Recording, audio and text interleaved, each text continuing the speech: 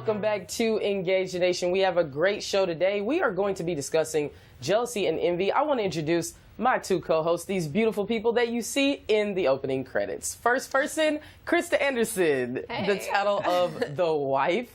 And then we have Luke McCoy, who has the title of the dad. We are missing today Ken Yang, who has the title of the professional, but he'll be back. Trust me, he'll be back with a vengeance. All right. So I think you guys are actually the perfect people to have on this panel today. We're talking about jealousy and envy because envy can arise in all types of situations, right? It can arise in relationships. You got two kids, Luke. I'm sure you know if you give one to one, and then you have to give it to the other. You can't just do that, right? Because how kids are with envy and jealousy. So first off, we got some printouts here, and I want to talk about the difference between envy and jealousy. Luke, let's read the start of there on the Yes, difference. ma'am.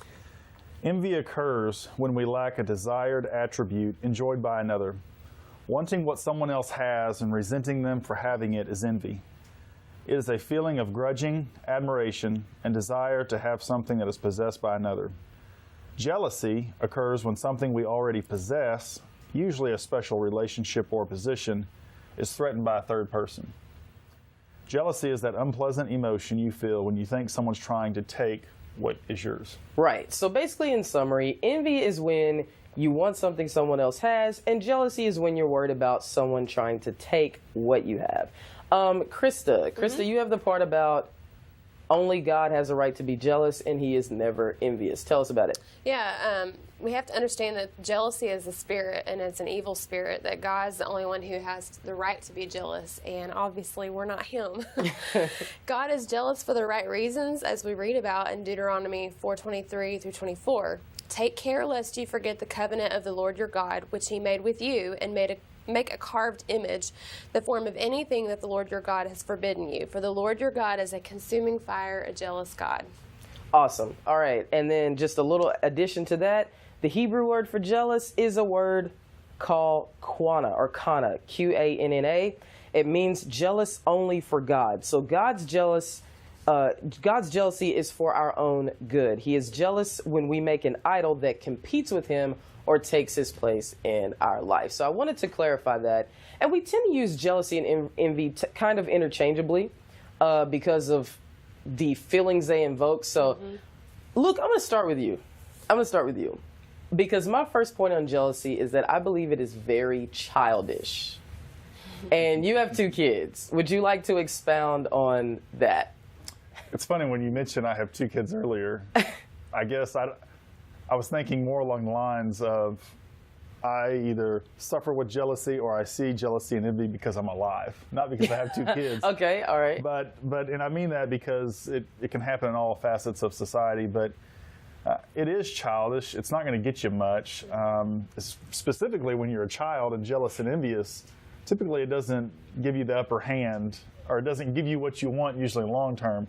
But with the kids, it's if they would just settle down and share, they wouldn't need to be jealous. And I think as adults, that might be applicable too.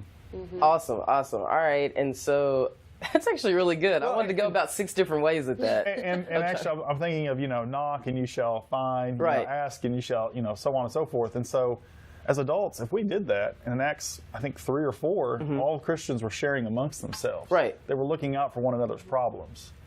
Yeah, it's funny you mentioned that because that's another direction I wanted to go. The early church, there wasn't very much need for anything because everybody took care of each other. And we've sort of gotten away from that. Krista, I'm going to ask you, all right, you have a great marriage to a great guy. Yeah. But a lot of times when people think of jealousy, they think of it actually occurs within relationships, within marital relationships. One of you may get a promotion or a baby may come, and then the guy's jealous because you're giving your attention to the baby and not to him. What do you say to couples who may be suffering with that, or what are some of the bubbling problems that happen before that erupts? I'm I mean, there's not really been any jealousy between us. We are very competitive, though. Okay. Which I guess could lead to jealousy, like with your job and things like that. Hey, I got a promotion, or hey, I got a raise, and you didn't, that kind of thing. So, I don't know. I just try to say build each other up and, support each other, There's no need to be jealous, because if you're married, especially, you're one. I mean, you're in that together, so it's not a competition. Right. It's not. Here's what I guess personally never really understood about jealousy. I'm not saying that, like, as a kid, that I was never jealous or whatever. That's why I think it's kind of childish, because as you become an adult, you should realize that the phrase, you or I don't have because you have, is foolish. People are blessed in different ways at different times in their lives. Right. And also, a lot of times what's weird about people being jealous is they don't realize what a person did to get to the point that they got to, particularly in being envious of someone's position or title or of a relationship that they have with someone. I was listening to T.D. Jakes preach, and he said, some of you guys are jealous about that person's new car, and you don't realize they're 2 payments behind. Yeah. Some of you are jealous about that house, and you don't realize how long they had to save and how hard it was to get their credit right to get to the house. What do you guys think, Luke, I'm going to shoot this to you, social media. What role in our generation, because our parents didn't deal with this, what role does social media play in jealousy? People displaying all their accomplishments. Yeah, I tend not to do that. I'm sure I did in the past, but about a year ago, something dawned on me, and I thought, you know what? I probably shouldn't be bragging, because there's a lot of people hurting out there. Right. Yeah. And far be it from me to cause another one to stumble. I think we can find a scripture in the Bible about that too. Yes. But for me to go out and post like a brand new fancy looking car, now I did do that with my '02 Chevy, but come on, it's an '02 Chevy. It was my work truck. And, somebody was probably jealous of it too. Well, probably. Tell you the truth, probably. He thought, hey, he's got a second vehicle, and the third in the family or whatever. But I've been hesitant, and this just dawned on me about a year ago. And I only use Facebook. I'm not a big Twitter guy or anything else, but I thought, I need to be careful. I really need to be careful. Awesome. Okay, Krista, what's your input on this? I think a lot of people too are putting up this facade, this front that, I have all this stuff, but there's something else, something more going on. I especially see it, or have seen it, in friends that are married, displaying all their love and affection for their spouse on Facebook, and it's like, are you saying that to them at home? I mean, and then you see their marriage fall apart, and you go, God, from Facebook you thought they had it all, and there was something missing there, I think our generation, both of you guys made super duper points. I think sometimes people in our generation don't realize that when we're posting good things on Facebook, sometimes our verbiage, as Luke was saying, sometimes we don't realize it may seem like we're rubbing it in people's faces, even though we really may not be. You just kind of got to watch. And then 2, Krista, to your point, I saw this meme on Facebook, and it said, the louder you scream on Facebook, the more insecure that you are. And it said, you're true. Literally one I love you away from divorce on Facebook. And I can't tell you how many times I've seen that. I mean, seriously. Yeah, you guys made some very good points. I try to tell people, when it comes to women, Krista, I'm not sure why we do this. Men tend to do this less. Luke, jump in here anytime if I'm wrong.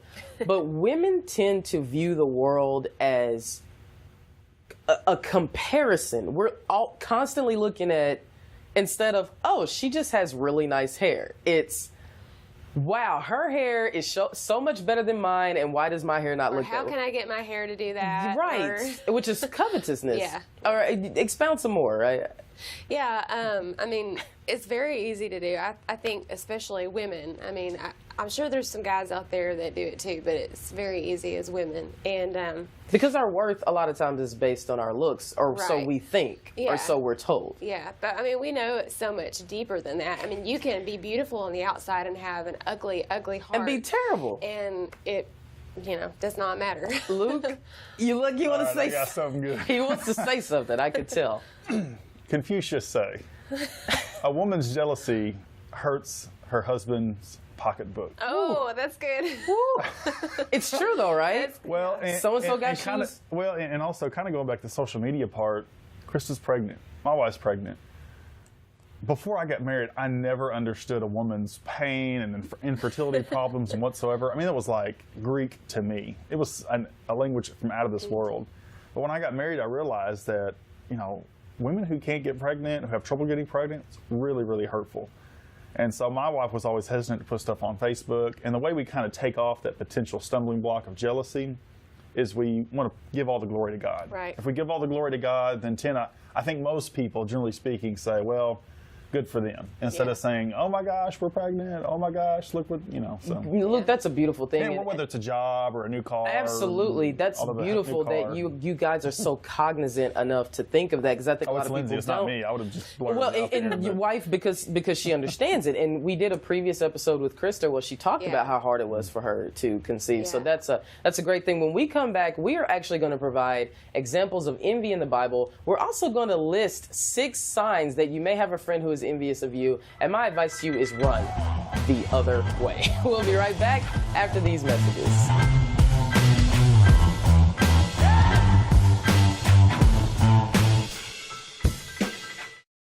Do you have questions or comments, or maybe you have a good idea for our show? Please email us your thoughts at engagethenationtv@gmail.com. When I take road trips with Mom and Dad, we play license plate games. Our favorite game is spotting true life plates. Those are special to me because I'm adopted. Money from Arkansas True Life Plates promotes adoption, and it helps mommies in hard times make the right choices. Please buy a True Life plate at a local revenue office. Show you care. Choose life today.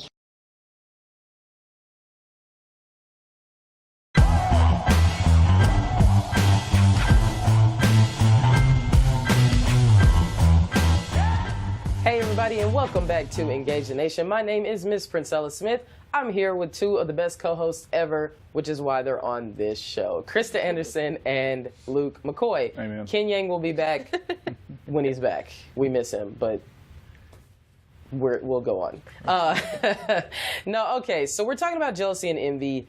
I want to give 3 examples of envy in the Bible. There are several, but let's talk about it. The first one, the 10th commandment. It is actually in the commandments because God knew how people were going to be. He put in Exodus chapter 20, verse 17, you shall not covet your neighbor's house. You shall not covet your neighbor's wife or his servant or his male servant or his female servant or his ox or his donkey or anything that is your neighbor's. This means we should banish our desires for whatever does not belong to us.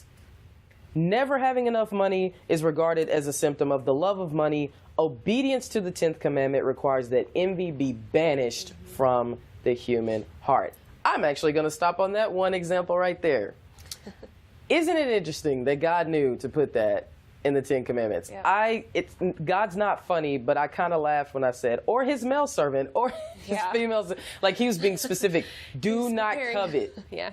We kind of covered this a little bit, but Krista, why do you think women have such a problem with this? With the literal coveting? I mean, I don't know. Because you don't covet, so it's hard for you to think. Yeah, it really is. I'm not just saying that. I think that, maybe we have a sense of insecurity sometimes. Especially like I'm thinking of like stay-at-home moms, and then there's the women that are out there in their careers making this big career, and then maybe the stay-at-home mom feels like I'm not doing anything important, and comparing themselves and can almost be a little bit envious maybe of the working mom's freedom even, I don't understand at all, but why is it that we God clearly understood humans to put this in the 10 commandments. Why is it, Luke, do you think that that the devil, this is what he seems to use the most? Because really, if you look at it, your root of something would be envy, and then out of it, you'll be angry, you'll be depressed, there'll be all these offshoots of envy and jealousy. Why do you think that is? You might even take action. Yes, you may even actually do something. I think God understands us well, but I don't think Satan is as powerful as God, but I think he is powerful. You know, a lot of people sometimes will say, how could God let such a tragic thing happen, like an earthquake or something like that? I tell them, there's a powerful evil force out there, and it's called the devil. He's behind some of this stuff. He's the prince of the earth. He has to be. Going back to about the women thing, I don't think men judge themselves to other men so much. And don't worry, Krista, we don't understand women either. But I really think that men, not that we don't suffer with this by any means, but you know, when I think when another woman looks at another woman, usually they're looking at the woman and her body. Right. Yeah. Not necessarily her house, sometimes the husband and the kids and stuff. Us guys, typically, where I'm not looking at another guy and thinking, man, I can't have a body like that. You know, so on and so forth. But typically, when I'm jealous of a man, I'm thinking of his paycheck. I'm thinking of, and well, really, just his paychecks. The paycheck pretty much produces everything else. But what's also interesting, too, is that even back in biblical days, you know, we think of how limited and unvain things they had. Pretty much plain clothing, simple mud hut house, some sort. They didn't have cars. They didn't have a wardrobe. They didn't have a property or a house and a fancy career, at least most of them didn't.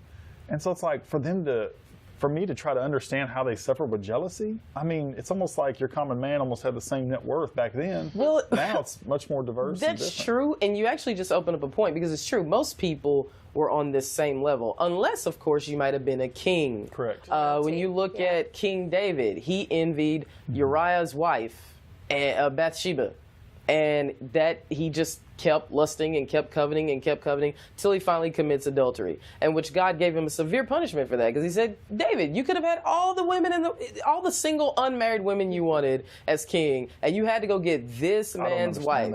I still don't really get it that David did that. He was a man after God's own heart, but nobody's perfect. Another example, King Ahab in the Bible was married to the infamous Queen Jezebel. And I'll sum up this story. Basically, his neighbor was a man named Naboth. He had a vineyard. Ahab wanted it. He said, I will buy it. I'll trade you a better vineyard, whatever. I want this particular vineyard. Naboth said, no. It is a family heirloom. I don't want to sell it. Thanks for asking. Ahab literally falls into depression. He's in the bed. He won't eat. This is in the Bible. Over a vineyard. So his wife is looking at him like, women, we don't like weak men. So his wife looks at him and she's like, why are you sitting around crying? And then when she finally knows that this is why, he tells her it's because I can't have this vineyard. She says, you're the king. Why don't you just... So she makes this plot to have Naboth falsely accused of treason. She has him killed. Ahab goes in, swoops in, and takes the land. Now, in this instance, because you talked about them not having nice things, this man had everything. But this demonic spirit of jealousy literally moves on him so heavily that he has to go get this one vineyard that he doesn't have. And that's to me speaks about the demonic nature of what jealousy is, because it becomes what's called a spirit. You can have an instance or a feeling of jealousy, but when it becomes a spirit, you're operating out of it. It consumes you. It consumes you. It literally consumes you and changes your mind. I said we were gonna list 6 signs that somebody may be jealous, but let's just stay on the spirit thing for a while, because you're about to say something about it. It consumes you. Go ahead and talk about that. Yeah, I mean, when you give place to something like that powerful, it just takes over, and you have allowed it. You know, you have basically opened yourself up and said, come on in, and just given it full permission to just run everything. And, you know, obviously it clouded his vision to have him killed over a vineyard. A vineyard. This man lost his life over a vineyard. Right. Unbelievable. Yeah. Let's talk about some indications that people have the spirit of jealousy. All right, Luke, I'm going to shoot this to you first. One of 6 signs that someone may have the spirit of jealousy, and again, I told you before the commercial break, run. Run if you have a friend with the signs of jealousy. It's not going to end well. I learned that the hard way. Number 1, a lack of encouragement. We've all had those moments where we're extremely excited about something new. We run and tell our friend, and they don't encourage us. They say something like, oh, good for you, or they don't say anything at all, or they start talking about, oh, me too, I had that too. Has that happened to you yet, Luke? It has, and I actually want to take the defense of what may be the envious friend. Okay. Because, I know it's kind of odd, a lot of times with my wife, you know, I think this is more women. They go and share good news and they want their friends to be all excited. I typically don't go around and tell my buddies, hey, I got raised. God can always do this. But still, on the other side, and don't get me wrong, you women are awesome. So, but if my wife goes to her sister and says, hey, I got some good news, blah, blah, blah, and her sister doesn't take it well, my wife automatically thinks that her sister is envious or jealous. It might be her sister, her other girlfriend, or something like that. But what I've been thinking of is, what's the other position of the person has been in? Like I mentioned earlier, we try to hesitate to share good news, kind of blurp it out there. Most people don't need to know necessarily, but also think of that person, what they're going through, some of the struggles they're going through. And if they've got a whole bunch of stuff mounting up against them and someone comes to them with good news, that's like further, almost sort of the opposite. Dropped a bomb on them. Yeah, It so like, is, wow, there's I nothing agree, good but going I my still way. think you should be able to be happy for your friend. Yeah. It doesn't mean... A mature person would be happy and separate their losses or their troubles. But again, I want to hesitate. As a Christian, I don't want to give my brother or sister something to stumble across. Now, I think as a sister or a sibling or a family member, you should suck it up and be happy for the other person. Right. Yeah. You should be. Krista, you sound like you wanted to chime in on that. Well, I was just thinking, you know, when we do get jealous over something, it really, the only person that it hinders is you. Not, the other person, they're not even being affected by it, and it's only affecting you. It's actually stopping, putting a plug in all the blessings that could come to you. You know, if you turn it around and wanted to use it the opposite way, you know, it. No, go ahead. Hindrance. No. Yes, I agree. We have some scriptures here to help people deal with jealousy if you're feeling it rise up in your heart.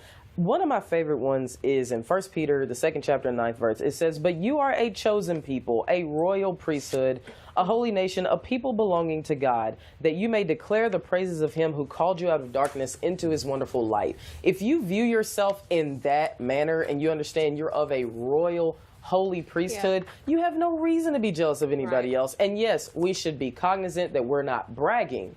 But I believe that as Christian sisters and brothers, we should be able to go to each other, right? We should be able to say, hey, guess what? That thing I've been praying and believing for, it happened. You know, I went 5.5 months without a job. I got a job. Don't be jealous. You know, no, look at that as a sign that God is still in the miracle working business. He is still in the blessing business. And it's sad, Luke, that's very wise that you do what you do. But I also think it's sad that we have to be so afraid to share our good news because we think somebody might be envious.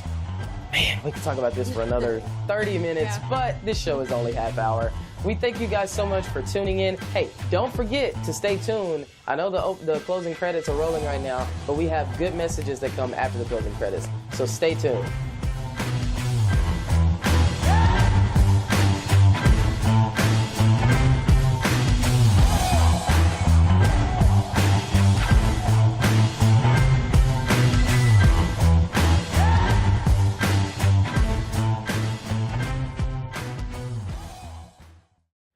Well, thank you for watching, everybody. It was a great show about jealousy and envy. Like I said, we could talk about that for an hour, but we hope that you learned something within those 30 minutes. Here's my parting word to you. I have a lot of people who come to me with the problem of people being jealous of them. It's actually more frequent than I'd like to admit. It's sad that we as fellow Christians can end up pulling each other down. But here's the story that I always tell people, and here's the one I'm going to tell you. Remember Joseph. People are always going to say what they're going to say. Listen, they called Jesus a drunkard because he drank wine. They called John the Baptist crazy and said he had a demon because he didn't drink wine. People are always going to talk. People are always going to hate on you.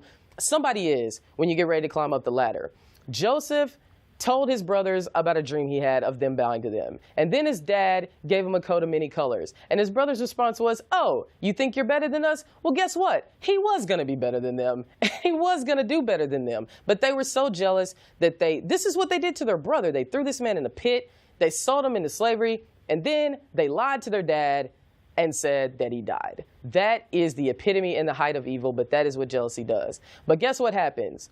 They end up having a famine. Joseph, who had been sold into slavery in Egypt, was so talented and so blessed by God. This man ends up being the governor of Egypt. He is second in command to the Pharaoh. And those very brothers who had literally tried to kill him ended up having to ask him for bread. And you know what was crazy about that story? What I tell everybody, they did not even recognize Joseph. Listen to me. When people are jealous of you because you're doing what God told you to do, you will be so blessed, they won't even recognize you. That's right. Joseph had learned a different language. He was dressed in fine robes. They didn't even recognize their brother. Here, though, is the closing lesson that you should learn about Joseph. He was still gracious to them. He still gave them bread. He ended up saving what eventually became the nation of Israel. So just remember that. They're going to say what they're going to say, but that jealousy and envy is all a part of God's plan. They're playing their role because you will overcome that. You will still get your blessing. You will bless other people. And then you will have the spirit of Joseph, the spirit of Jesus, of graciousness. That's how you overcome jealousy and envy. That's all the time we have. You can follow us on Twitter at Engage the Nation TV. You can also watch previous episodes on YouTube. Our channel is Engage the Nation TV on YouTube. And finally, please follow us and join us on Facebook, facebook.com/Engage the Nation TV. Thank you very much. We'll see you next time. Don't change the channel because we have some very good commercials after this. Engage the Nation is a team of millennials providing insight on a range of topics from a Christian perspective. Join our efforts today to support our ministry. You may visit engagethenation.net to do so. Just $5 or $10 would go a long way towards our ministry.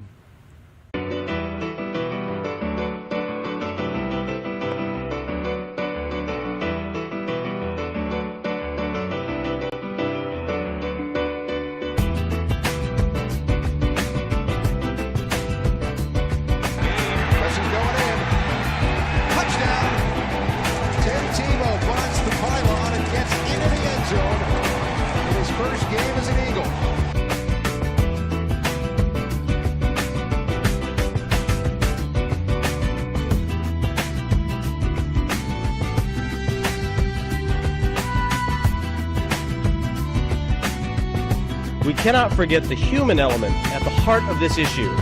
This isn't about abstract concepts. This is about babies.